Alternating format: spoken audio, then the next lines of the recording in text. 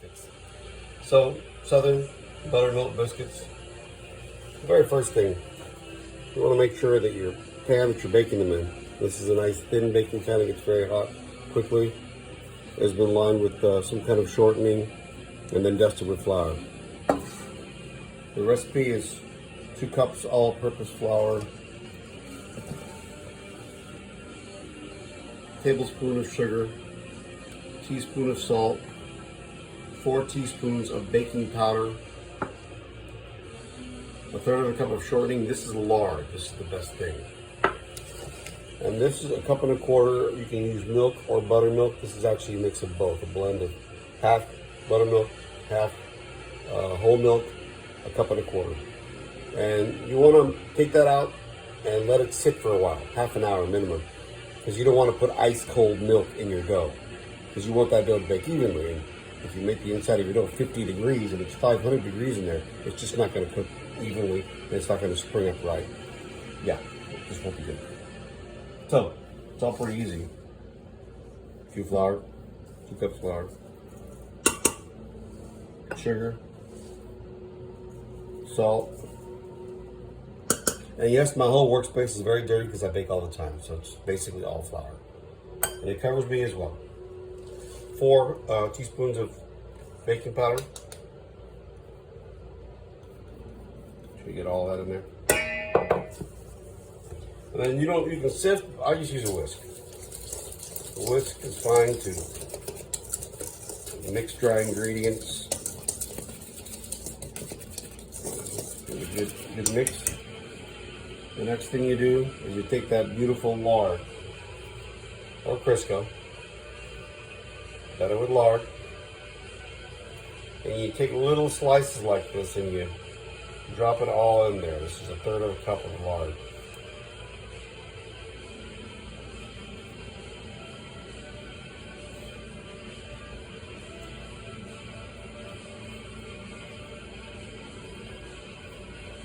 Until you have all of it in there.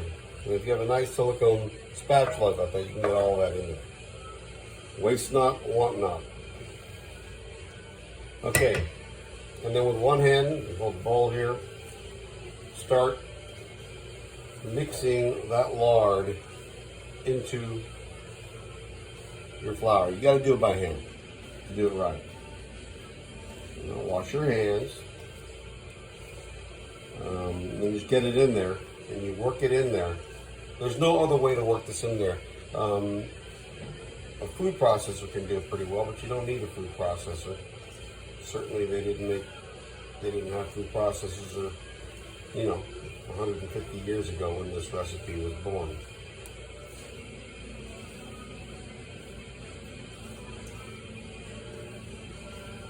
So how do you know when to stop? How do you know it's totally mixed? Okay, well, you just do it for a while. About 3 minutes, 5 minutes, something like that. This is barely even 2 minutes of me doing this. Not very long. The time is not important. Just make sure you break it in there, and then when you can do this, make as hard a fist as you can. Clench your fist with a big bunch of that flour in there. And if it does that, if it sticks, if it makes a mold, and then it gets crumbly, that's how you know. See, and then it's a mold, and it's enough to make a shape there, so you know it's really in there. And just keep working it until it just really becomes more, almost like a soft clay. And so now it's all in there, and it's got this very, kind of like when you look at a Dutch apple pie, you got streusel on top. This almost has a streusel, crumbly look to it. So, stuff off your hands. I don't like wasting anything, so I want all the dough off my fingers and into the bowl, or it should be. And then all at once, this is important, all at once, you want to put your buttermilk or mix that you put in there. This is the most important thing for a good bake. I was going to do this 3 important things, and this is one of them. Don't mix it around like that, You fold into it. You go just like that.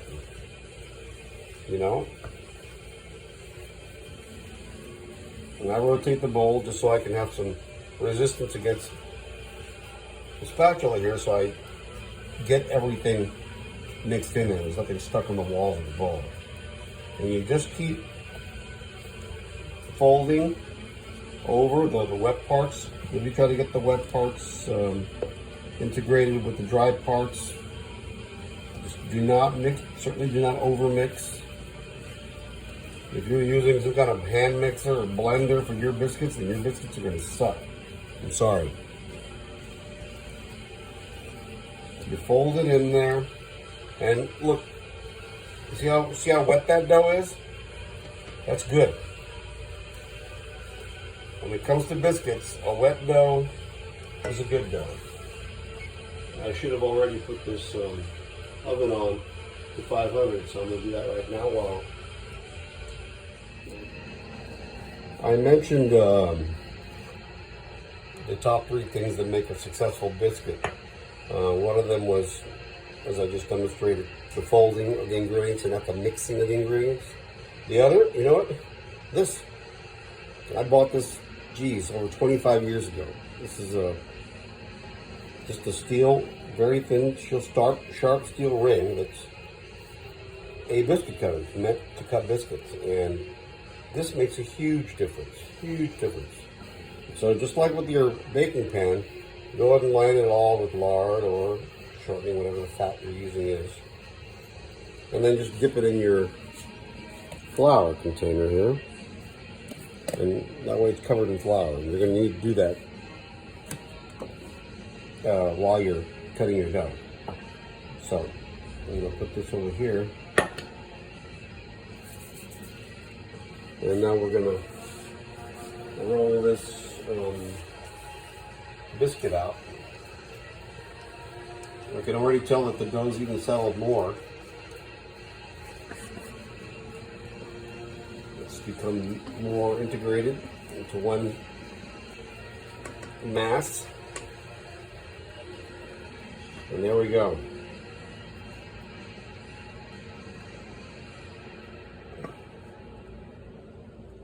Yeah, beautiful, beautiful, beautiful. I'm gonna take everything, put it here. And what I do is really get a lot of flour in my hands. I really flour my hands so I can handle this dough like that.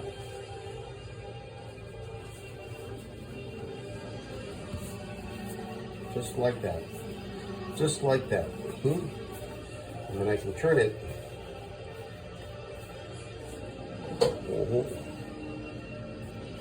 Turn it into this ball.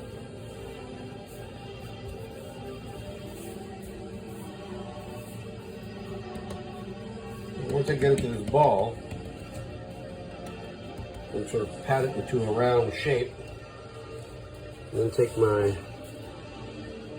beautiful French rolling pin. That's how they do rolling pin. And a great gift from my friend Susan French. Coincidentally, her name is French. It's kind of funny.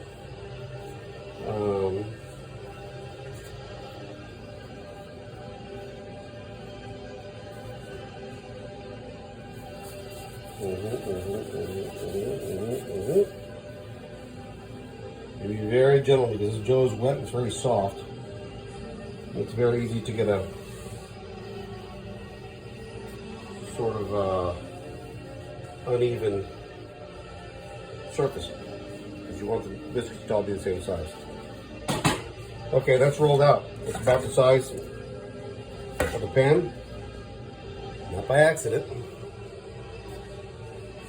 And then you just start. Oh, you see how it comes out clean like that? That means it's cutting clean. And that's how you get a clean edge around the edges. You see that perfectly clean? We call that a Kant in Germany. Beautiful angle there. Or auf Deutsch, I should say. Ein schönes Kant. Or ein schöner Kant.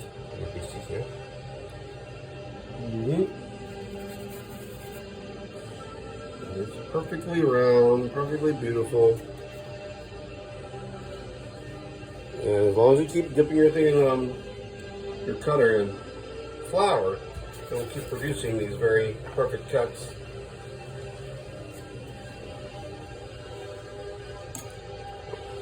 Ray, do you have to be as messy as you're being right now to bake? You know, probably not. I know there's people that are way neater than I am. But I really couldn't give a shit about that. You gotta do things your own way.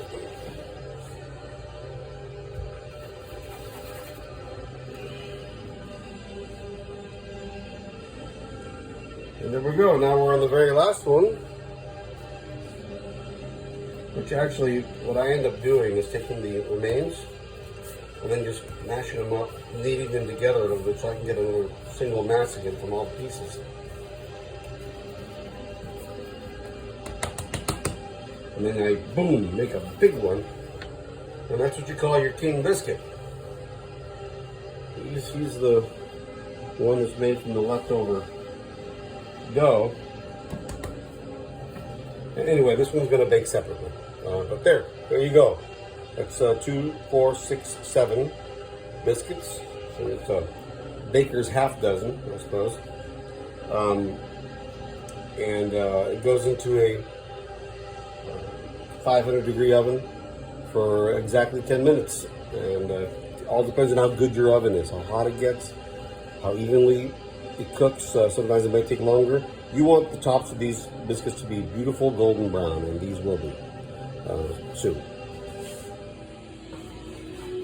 Okay, well, the biscuits are done. I'm about to take them out of the oven right now.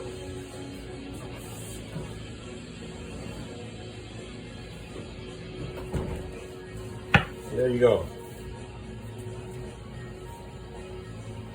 A half baker's dozen of some beautiful southern buttermilk biscuits.